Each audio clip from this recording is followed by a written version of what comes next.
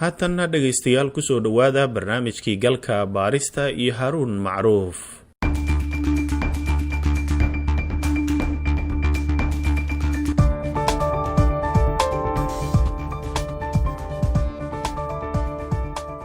Soomaaliya waxay maalmo gudaheed dib u fasaxi doontaa duulimaadyadii caalamiga ahaa oo la hakiyay 18 bishii Maars ee sanadkan. Diyaaradaha la joojiyay qayb badan oo ka mid ah waxay dibadda ka keeni jireen qaadka. Ujeedada ugu weyn ee loo hakiyayna waxay ahayd in laga hortago faafitaanka cudurka coronavirus. Hase yeeshee Galka Baaristu waxa uu ogaaday in siyaabo kala duwan uu qaadku u soo geliyay Soomaaliya, dhinaca dhulka iyo cirkaba. soo gelitaanka qaadka ee dalka ma jabinayn oo kaliya xayiraadii dawladda Soomaaliya. Waxay sidoo kale xadgudub ku ahayd caafimaadka bulshada. waxa kale oo ay kashifaad ku ahayd awoodda hirgelinta ee amarada dawladda ee dhinaca hawada oo aad u liidata. haddaba diyaaradaha ka diiwaan gashan Kenya oo adeegsanaya xeelado kala duwan ayaa si isdaba joog ah ugu xadgudbayay amarkii dawladda Soomaaliya ay ku joojisay qaadka. barnaamijka Galka Baaristu waxa uu xaqiijiyay 4 duulimaad oo keenay qaad tiro badan kana soo degay meelo kala duwan oo dalka ah. Soomaaliya waxay maamulka hawadeeda la soo wareegtay 2017. waxayna dawladdu xilligan leedahay awood ay ku ogaato diyaaradaha maraya hawadeeda iyo kuwa soo galaya. waxay sidoo kale awood u leedahay inay joojiso diyaaradaha aysan doonayn inay hawada Soomaaliya soo galaan ka hor inta aysan soo galin. mid ka mid ah duulimaadyada qaadka ku faafiyay dalka waxa uu dhacay 19 bishii Juun kadib markii diyaarad ka diiwaan gashan Kenya ay ka kacday magaalada Muqdisho, iyadoo saraakiisha duulimaadkana u sheegtay inay daawooyin geynayso magaalada Dhobley ee gobolka Jubbada Hoose. diyaaraddaasi ayaa sii qaaday kartoono dhowr ah oo korka ay kaga qoran yihiin COVID-19. hase yeeshee markii ay ka degtay magaalada Dhobley waxay halkaasi ka soo qaaday kartoomo badan oo uu ku jira qaad, kuwaasi oo isla maalintiiba keentay magaalada Baraawe ee gobolka Shabeellada Hoose, halkaas oo ay ku diyaarsanaayeen baabuur iyo doonyo u sii kala gudbiyey deegaano kala duwan oo dalka ah. diyaaraddaasi waxaa lahayd shirkadda Silverstone oo ka diiwaan gashan Kenya, hase yeeshee xilliga ay shixnadan qaadaysay waxay u karaysnayd shirkad ka diiwaan gashan Soomaaliya oo lagu magacaabo Mandeq Air Logistics. qaadkaasina waxaa la keenay Muqdisho iyo meelo kale oo waddanka ah, iyadoo lagu sii kala gudbiyey doonyo. saraakiil ku sugan magaalada Baraawe waxay ii sheegeen inay ka shakiyeen in xamuulka diyaaraddaasi ay wado uu xadgudub ku yahay amarkii dawladda, balse markii saraakiishaasi ay isku dayeen inay baadhaan diyaaradda laga hor istaagay, iyadoo is-hortaaggaasna ay sameeyeen saraakiil kale oo Soomaali ah, sida ay mas'uuliyiinta deegaanka u sheegeen Galka Baarista. wararka uu helay Galka Baaristu waxay muujinayaan in diyaaraddaasi muddo maalmo ah lagu xayiray magaalada Muqdisho kadibna lagu amray inay dalka ka baxdo, iyadoo markii dambena loo fasaxay duulimaadyadeeda markii ay ogolaatay inay bixiso ganaax. wasiirka gaadiidka ee duulista hawada Soomaaliya Maxamed Cabdullaahi Salaad Omar ayaan wax ka weydiiyey xadgudubyadan dhinaca hawada ee ay sameynayeen diyaaradaha Kenya. xadgudubkan wuxuu dhacay 2 mar hore 2 diyaaradood hore ku dhacay. innagana waxaan sameynay digniin kama dambaysana waan siinay oo qoraal ah iyo warqad ka saxiixnay ganaax ee civil aviation ku aaminsan yahay inuu yahay ganaaxa ugu habboon ee ugu badan inta badan.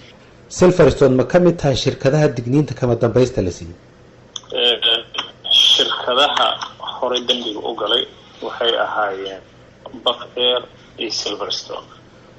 haddii labadaa mid ka mid ah ay noqoto diyaaradda hadda aan sheegayno, midda kale waan rabaa inaan xaqiijiyo waxaa weeye Silverstone marka la yidhaahdo Silverstone waxay lahaan kartaa diyaarado kala duwan ayay lahaan kartaa, dhowr diyaaradood ayay leedahay. Airna sidoo kale haddii mid ka mid ah iyaga hadda violation mar labaad ay samayso ayagoo digniintii haysato mar labaad baan rabaa inaan ku celiyo, waxaan marsiinaynaa sida sharciga uu qabo, sida waraaqihii hore aan ugu qornay sharciga ayaan marsiinaynaa. laakiin wasiir, sida hadda hadalkaa ka muuqata Silverstone hadda waad u qiildayaysaa, sababtoo ah Silverstone haddii ay leedahay kaba soo qaad 10 diyaaradood ama 3 diyaaradood oo mid ka mid ay ku soo xadgudubto, ma diyaaraddaa soo xadgudubtay uun baad bartilmaameedsanaysaan mise shirkaddii iska lahayd ee xadgudubkan magaceeda lagu sameeyey? Harun, diyaaradda Silverstone uma qiiday ma aqaan qolo iskale. waxaan ogahay shirkad Soomaaliyeed inay tahay Kenya ka register garaysan oo ka mid ah client-igan aniga aan la diil garayo oo buuxiyay kamid tahay qiildayd ma jirto silverstone diyaarado badan ayay leedahay haddii mid ka mid ah ay violate garayso laysanka diyaaradahaas wuxuu saameynayaa diyaaradaha kale oo idil ee kambanigaas uu leeyahay ee Soomaaliya ka shaqeeya marka haddii ay caddaato inay dambiga galeen dhammaantood way saameynaysaa diyaaradaheeda oo dhan shirkadda way saameynaysaa keliya waxaan rabaa inaan ka taxadaro inaanan go-aan ku gaarin hebel baa soo arkay iyo warqadda hebel baan la hadlay ay ahaato investigation aan sameyno waan ku dhex jirnaa meelo gabagabo noo maraya information oo biased ana ma aha waa wax ka baxa anaga waxaan sameynay airportada inaga maamulo meel kasta intay ka soo baxday iyo ka imaanayso kulli marka waxba nagama qarsoonaanayo dowladda raalka 26 bishii May ee sanadkan diyaarad ay leedahay shirkadda Silverstone ee laga leeyahay dalka Kenya waxay qaad geysay magaalada Jowhar shixnadaasi oo lagu dhex qariyay kartoono ay ku qoran tahay COVID-19 sida ay mas'uuliyiinta Soomaalidu u sheegeen Galka Baarista qayb ka mid ah qaadka ay diyaaradaasi keentay magaalada Jowhar waxaa halkaasi ka soo galbiyay xubno ka tirsan ciidamada militariga Soomaaliya kuwaasi oo u soo galbiyay dhinaca magaalada Muqdisho markii ay marayeen deegaanka Golooley waxaa ciidankaasi lagu qarxiyay miino dhulka loogu aasay waxaana miinadaasi ku dhintay 9 askari oo galbinaysay qaadkaasi dil kale oo la xiriira dhimashada askartaasi ayaa dhacay 2 maalmood kadib 28 bishii May kaasi oo lagu dilay 7 qof oo shaqaale caafimaad ah iyo qof rayid ah isla deegaanka Golooley sidaasina waxaa qaadkaasi sababsatay 17 qof oo isugu jira 9 askari 7 shaqaale caafimaad ah iyo qof rayid ah kuwaasi oo dhammaantood ku jiray furimaha kala duwan ee dagaalka ka dhanka al-shabaab iyo furinta kale ee la dagaalanka cudurka COVID-19 31 bishii May ee isla sanadkan diyaarad ay leedahay shirkadda Buff Airlines ayaa qaad ku dejisay magaalada Buuhoodle qaadkaasi oo lagu dhex qariyay kartoomo ay ku qoran yihiin COVID-19 sida ay mas'uuliyiinta Soomaalidu u sheegeen Galka Baarista dowladda Soomaaliya waxay maalmo kooban mamnuucday ogolaanshihii shirkadaha Silverstone iyo Buff Airlines ay ku soo gali lahaayeen Soomaaliya hase yeeshee 3 maalmood kadib 3 bishii Juun Soomaaliya waxay go'aansatay inay mamnuucistii ugu bedesho ganaax dhan $3,000 diyaaradiiba $3,000 uma dhiganto qiimaha baabuurkii ay la socdeen askartii lagu laayay Golooley inta aanba la gaarin nolosha askartii ku dhimatay iyo xadgudubkii ka dambeeyay ee dhacay maalmo kadib laguna laayay shaqaalaha caafimaadka haddii dhinac kale laga eegana diyaarada ay leedahay shirkadda Silverstone waxay mar labaad ku lug lahayd qaadkii laga keenay magaalada Dhobley ee la dejiyay magaalada Baraawe 19 bishii Juun inkastoo xilligaasi diyaaradda Silverstone ay u kareysnayd shirkad Soomaali ah oo lagu magacaabo Mandeq Air Logistics Galka Baaristu waxa uu la xiriiray Buff Airlines Silverstone iyo Mandeq Air Logistics dhammaantood waxay ku gacan sayreen inay waraysi siiyaan barnaamijka Galka Baarista duulimaad kale oo ku xadgudbay xayiraadii ay soo rogtay dowladda Soomaaliya waxa uu dhacay 9 bishii Juun waxaa garoonka diyaaradaha ee magaalada Muqdisho ka kacday diyaarad sumadeedu tahay 5YBMZ oo ka diiwaan gashan dalka Kenya intii aysan ka kicin magaalada Muqdisho diyaaradaasi waxay u sheegtay saraakiisha Soomaalida inay qof jiran ka soo qaadayso magaalada Afmadow hase yeeshee diyaaradaasi ma degin Afmadow waxayna u gudubtay magaalada Dhobley halkaasi oo ay ka soo qaaday qaad tiro badan oo ku diyaarsanaa lagana soo geliyay dhinaca xuduudda Kenya waxayna isla maalintaasi qaadkaasi ka soo dejisay garoonka Ciiseley oo ku yaala duleedka waqooyi ee magaalada Muqdisho diyaaradaasi waxaa la sheegay in intii ay ku jirtay duulimaadkeeda ay demisay transponderka ama qalabka lagula socdo halka ay marayso hase yeeshee mas'uuliyiinta Soomaalida oo adeegsanaya xogta laga helay duuliyaal kale iyo qalab kaleba waxay ogaadeen goobta uu qaadkaasi ka soo degay waxayna aqoonsadeen diyaaradda iyo duuliyaashii wadayba diyaaraddan ayaa markii ay qaadka dejisay dib ugu laabatay dalka Kenya mar kale waa kan wasiirka gaadiidka iyo duulista hawada Maxamed Cabdullaahi Salaad Omar hawada Soomaaliya diyaarad kasta oo soo galaysay iyo ka baxaysa permit ay ku soo gashaa kana baxdaa intaasna inaga sameeyna inaga ilaalino laakiin dadkani waxay sameeyeen khayaano wadamada adiga aad joogto wadankaad adiga joogto muxaadaraad waa la soo gashaa sidaas oo kale lagu soo gashaa si la mid ah baa lagu soo gashaa dadku waxay keenaan khayaamooyin ay ku sameeyaan in ay lacag badsadaan khayaamooyin ay leeyihiin tan waa khayaamooyinka khayaano kamid ah khayaamo kasta oo baranana albaabadeeda waan soo xireyna wasiir waxay ila tahay arintani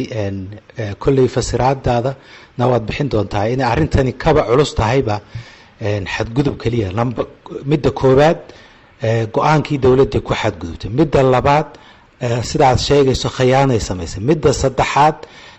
caafimaadkii wadanka iyo bulshada Soomaalida ayay halis gelisay oo qaad aan laga cunin Kenya oo dawladda Kenya ay dadkeeda uga baqday inuu cudurka ku faafiyo ayaa Soomaaliya la keenaya marka wasiir miyaysan kaba cuslayn ba hawo kaliya arintu arin caafimaad amni qaran maysan noqon karin arintu waa arin caafimaad oo runtii muhiim ah sidaan hore u sheegay mukhadaraad contraband oo dhan wad kasta waa la soo geliyaa waxaan raadinaynaa albaabada ugu fiican ee lagu xiray inta keentay iyo wixii ka dambeeyay oo dhan sidii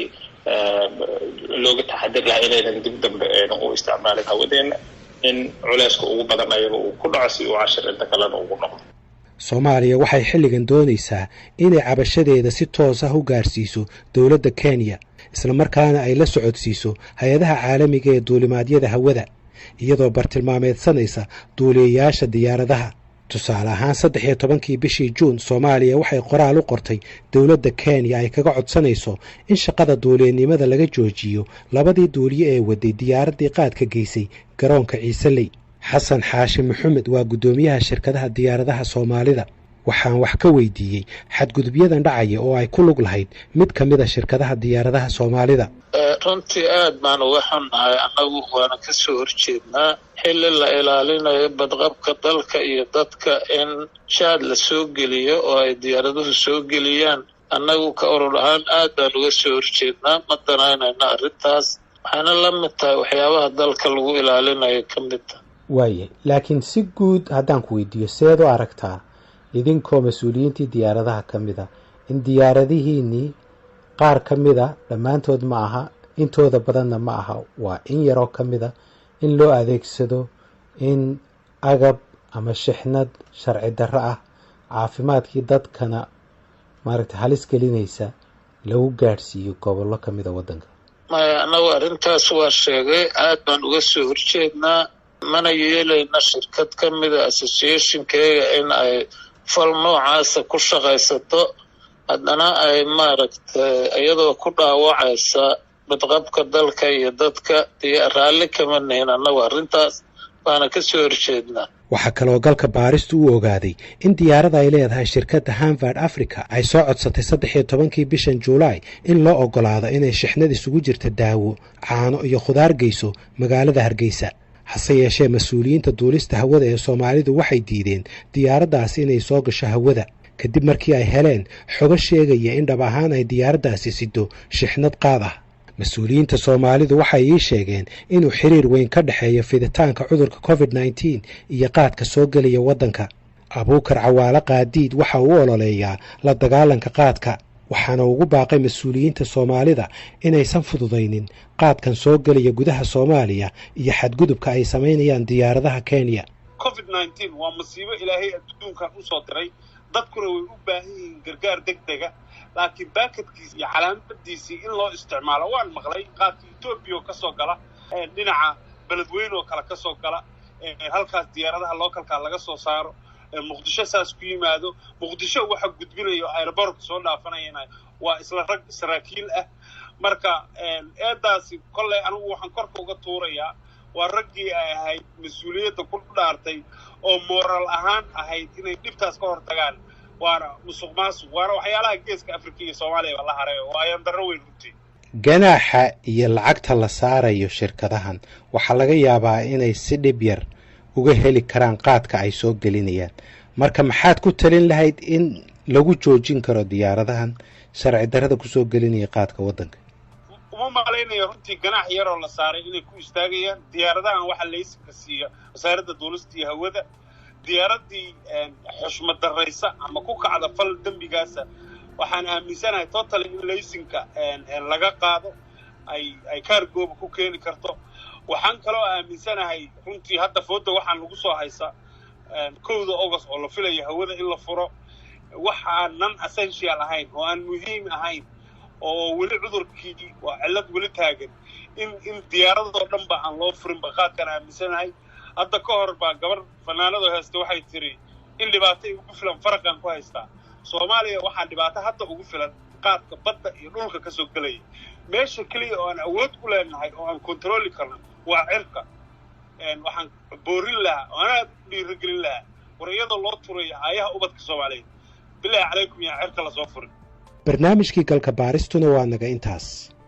intaynu ku kulmi doonno barnaamijkan oo kale nabadgelyo